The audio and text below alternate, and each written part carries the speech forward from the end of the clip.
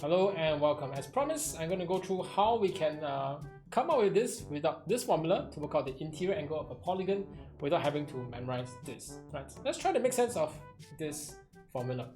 So what you want to do first of all is draw a regular polygon. In this case, I have a pentagon. Find a point somewhere in the middle.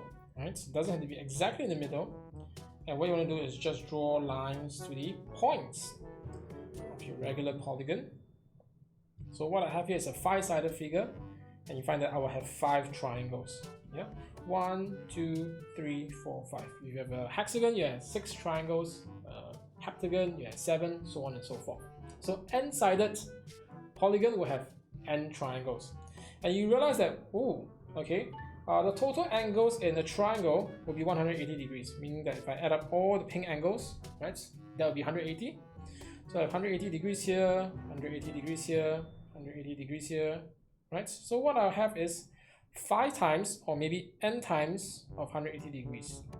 Yeah, that is depending on how many triangles you have. Okay, next, since I'm interested at okay, you know what, I'm going to change this.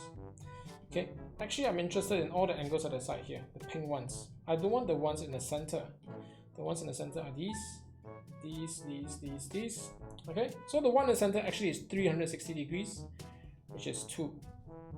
Okay, and finally, if I subtract away all of that, then what I'm left with will be let me color in these pink ones. Okay, and you see there are 5 of them.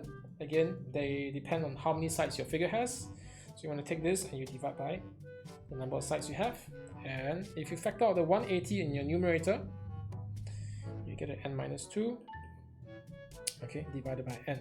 So this is how you can get this formula every single time, as long as you know how to dissect your regular polygon into smaller triangles.